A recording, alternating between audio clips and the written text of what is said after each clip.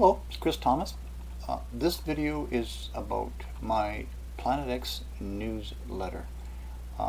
This is an introduction to my newsletters for those people who may not have heard of them.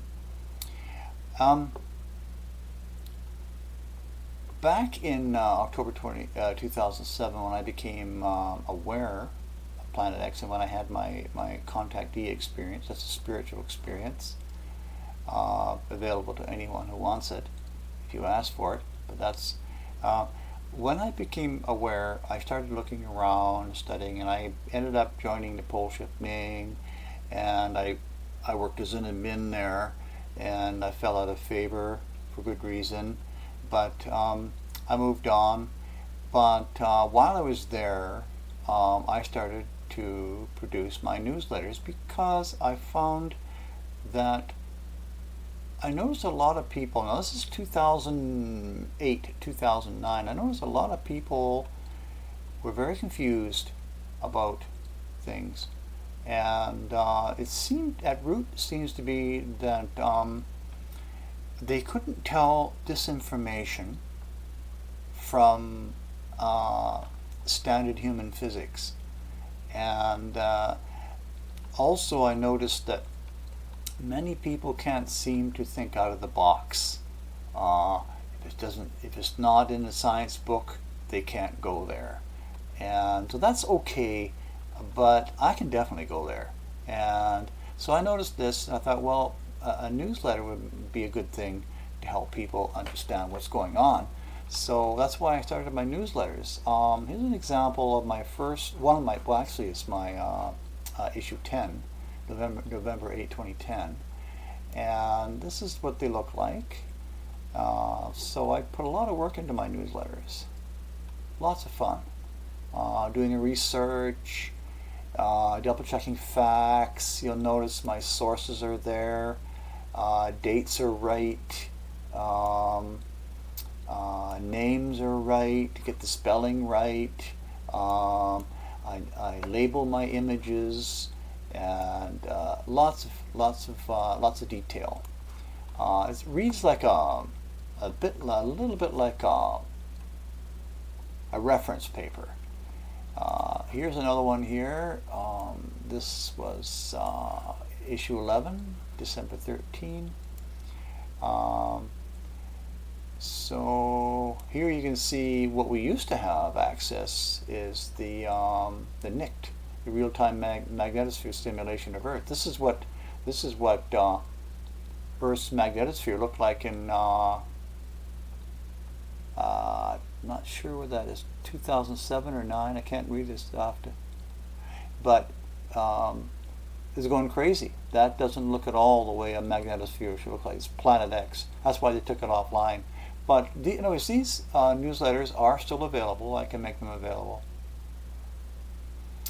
Especially love doing stuff on articles on crop circles. That's great. So that's an example of it there, and then we have another one here. This is issue 12 in 2011, and covers some lots of great topics in here. So they're still available. I just don't have the really early ones. Anything earlier than 5 down to 1, I don't. There's not much value anymore. But okay, so now that's now this is my newsletter issue 1 that I restarted. Now I restarted because I found that I missed writing, and in the meanwhile I had started my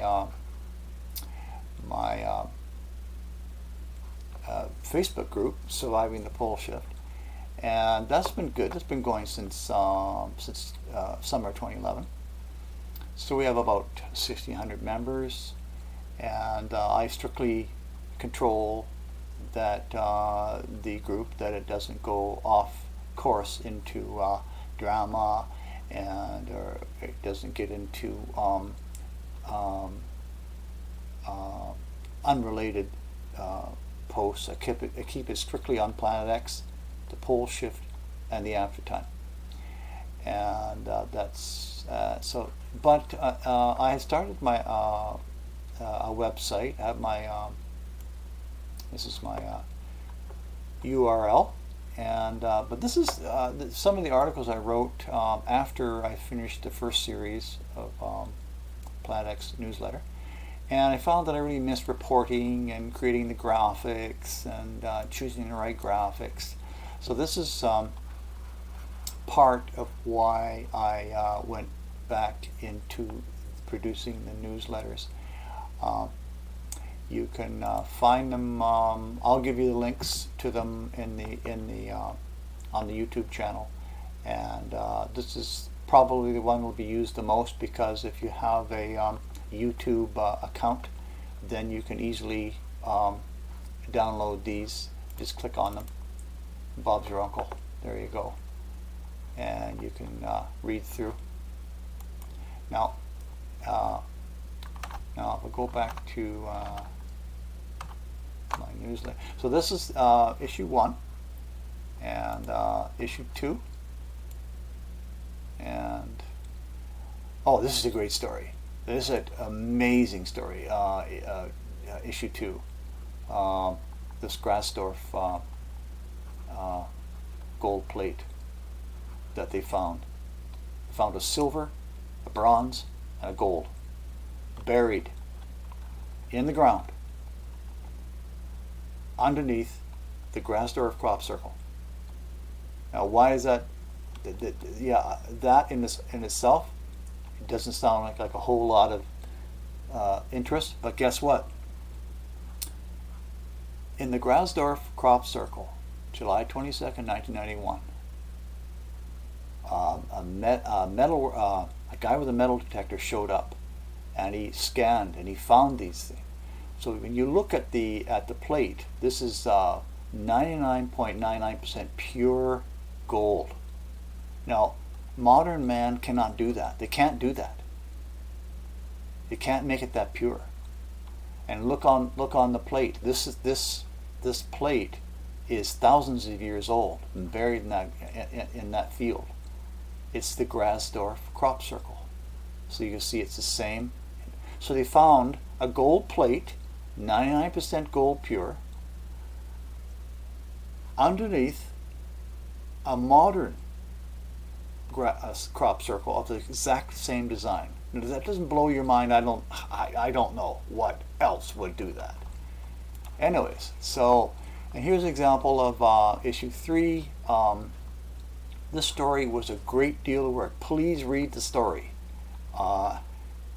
Amazing of the Google sky, and how a real image of Planet X, 1997. If you're an astronomer, and you're looking out at the sky, that's what you see. That's what they're looking at. It's visible light, and it showed up in last year, recently, unblocked in Google Sky, but they moved it. Planet X cover-up moved it, and that's what that story exposes, the very interesting reason why they moved it, why they moved that image. So, and this is I drew this up. This is a profile, strictly a 2D profile of the incoming path of Planet X, and it's taken from Zeta Talk. I use Zeta Talk a lot. I like Zeta Talk, but I'm not a Zeta Talk junkie. Now, I don't know what you, the watcher, knows about Zeta Talk, but don't talk to me about Zeta Talk unless you've read it. You read Zeta Talk and get back to me. All right, now this profile is very important, because I believe that when Planet X reaches 20 degrees, this is how Planet X got in to the inner solar system. It's going up to the 20 degree. So if we knew what degree Planet X is at in its 32 degree angle passage through the inner solar system, we knew when it gets to 20 degrees that's when it's going to be released, because that's how it got in, that's how it's going to get out. So once it gets to the 20-degree mark, it's pole shift time. Anyways, as you can see, I'm very into what I do here. And so this is an example of some of my newsletters, and of course this is my latest here. And we'll get into that shortly.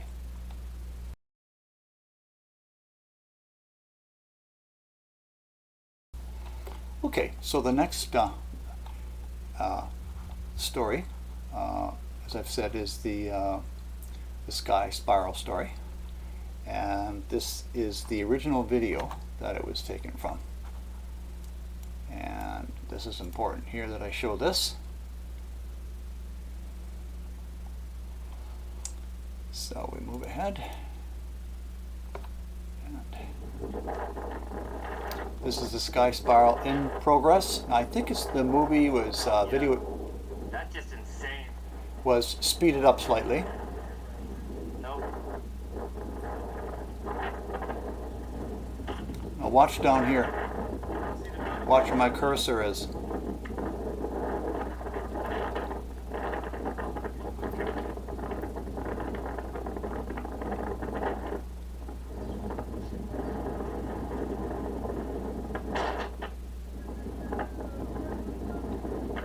So this is a genuine event. This took place. It's real. Confirmed by Zeta Talk. Sky spirals have happened before. Norway 2009 and other times. And they're going to get more and more plentiful. Because the tail of Planet X is very, very highly charged. A voltage you can't imagine. And when it comes close to the upper atmosphere, it causes sky spirals to happen. Now, in my article, I explain how sky spirals can happen, what makes them happen, and how they happen.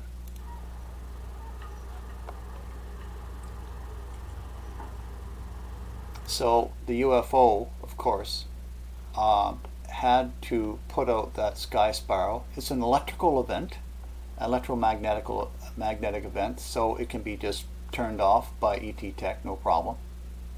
And then the reason for that is there's so much buzz on the internet about CERN, and it's self-feeding. I've noticed that people looking for drama, looking for maybe perhaps a little bit gullible, don't have a basis in physics, don't stop to think, they just go with their emotions, and that's what drives them disinformation. And so CERN is just a government facility. It doesn't have the power that people believe. It's like all the fuss about HAARP. You don't hear about HAARP anymore. Now it's CERN, right? It's because of the disinformation and the emotionalism that drives these subjects on the internet. So they put out that one. This next video is to do with, well, that's actually a subject a little farther on. But here we have, let me discuss this, the Zika virus appearance. We also have a nice little story about this guy that showed up in 14th century religious manuscript. That's what I really love about these stories, because you can't change the past. You can't take all the 14th century religious manuscripts off. You can't burn them all. So this exposes the truth about Earth's history, and also the truth about what's really going on with ETs. These are benevolent ET doing wonderful work on Earth, and George Lucas used this. Now, George Lucas didn't use this because he read a 14th century manuscript. Let's get that straight, okay? This was confirmed by Zeta Talk.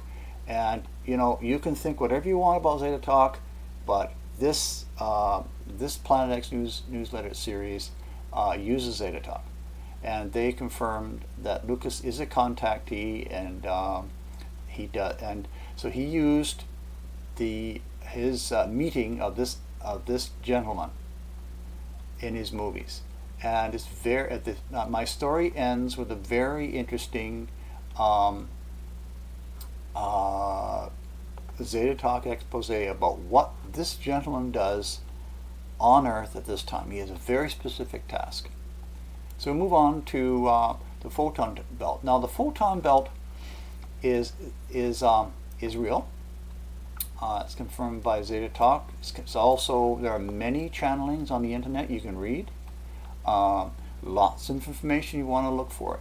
So this article, actually, I started last year, and it proved to be so large that I decided that I needed more time, and so it's in this issue.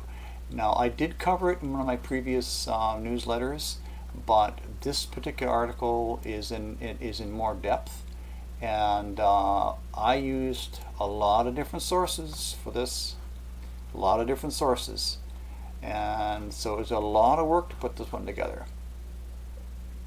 So now this image is strictly something I made up because human man, late modern human man, has not the capability to go out into space this far, turn around, take this picture. So this is the toroid, which is the shape of the photon belt. And well, read the article and you'll see what the photon belt is all about. And this particular graphic is what I believe is proof of the closeness of the photon belt beginning to influence our in our solar system. This globe is the entire sky. That's a digital representation of our sky. Only it's obviously in 2D. And this, what I believe, is the intersection, beginning of the photon belt, beginning to touch our outer solar system area. So here we have an article, probably best read. It's about the intricacies of setting up a Planet X announcement. Extremely complex. And so it covers the timeline of events and what goes on behind the scenes as Obama tries to set things up to make the announcement. And it has a very interesting end to it. And now we move into the story about NASA's denied space launches. Now, this is chronological, and many of the space launches were sabotaged by ET Tech, and I explain what Zeta Talk says, why it was each of these failed launches were sabotaged. The most notable one, of course, is the Challenger disaster, and the one very interesting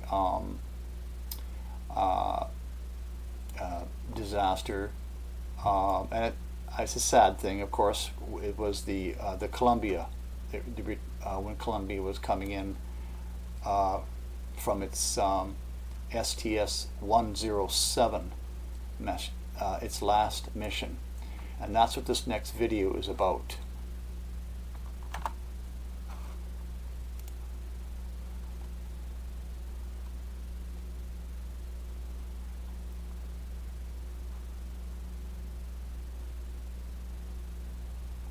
Here we have a UFO approaching, two of them approaching STS-107, the Space Shuttle.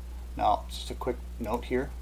I'll pause at this point, from our viewpoint, the Space Shuttle Columbia is upside down, and it's the bottom of the craft that we normally associate with is upwards.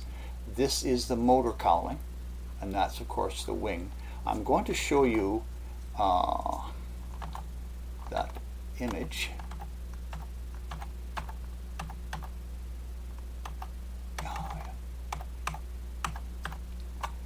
Yeah, I have to leave the movie. Now you look here, I'm going to rotate this. Now this is somewhat the viewpoint that that video is taken at. That's the motor cowling there. So it's important to realize that Columbia is upside down, and that's the motor cowling.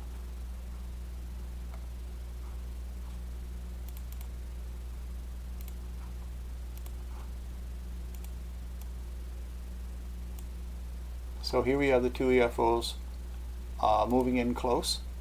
Now notice that, so then as you can see, this is the left wing. So they're hovering there.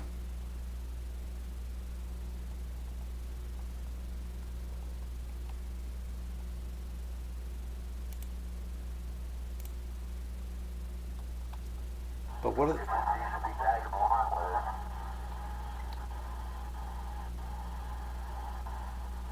those two UFOs doing?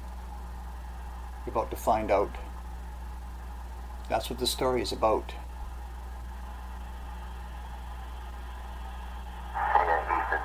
We got somebody out the front window with a pair of binoculars and a zoom lens. We're trying to get a pretty good idea on this thing. Yep, we copy that.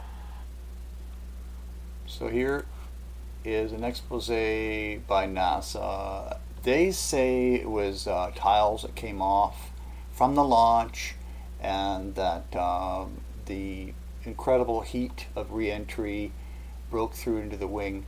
I'm not sure if I buy that. I think they came up with this excuse so as not to have to say that a UFO knocked their STS-107 out of the sky because they were doing things they shouldn't be doing, or they should be telling the Earth's public about what's going on with Planet X and the upcoming pole shift.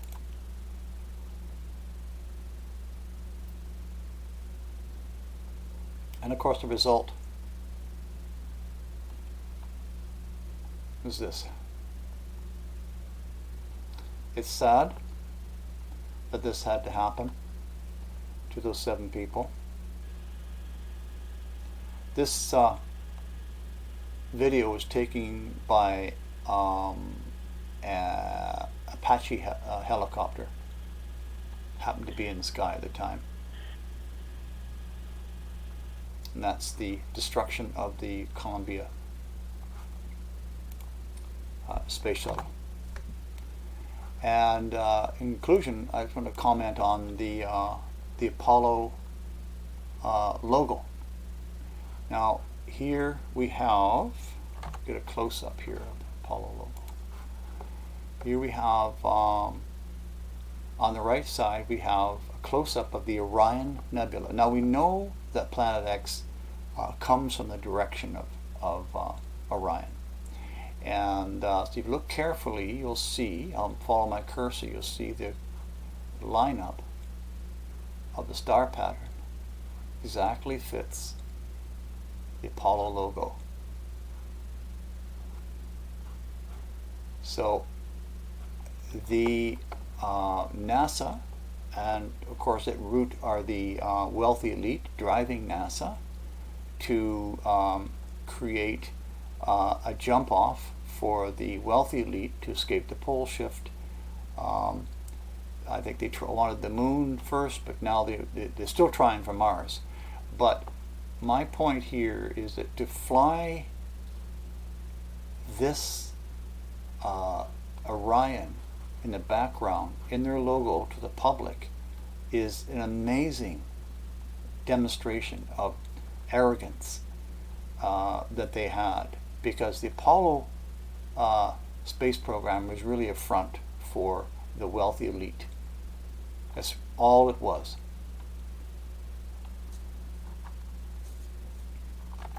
So that's the Planet X newsletter. Oh, there's a couple other articles here. One here, I'm hoping that it's about balancing the brain to get to make good decisions. I think a lot of people are afraid of the pole shift, and you really, really, really, really should not be afraid of it. So I try to go into some ideas about explaining why I think people should balance the brain. Now, what does that mean? Well, I can tell you right now, most people in this world are operating with an unbalanced brain.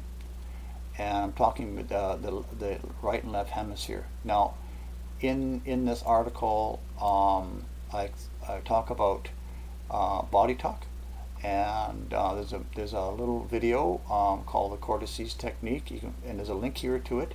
It's a 12.5 minute video, but the actual exercise is only about 30 seconds, 40 seconds at the most. You can do the exercise, and it will balance your brain. I use it all the time. Extremely healthy. Please watch that video. And yeah, I finish up with having pets and even insects, because they can hear extremely high frequencies, and they're earthquake detectors, and that's what this article is about. So there you have it, Planet X Newsletter 2016, issue 4. Thanks for watching.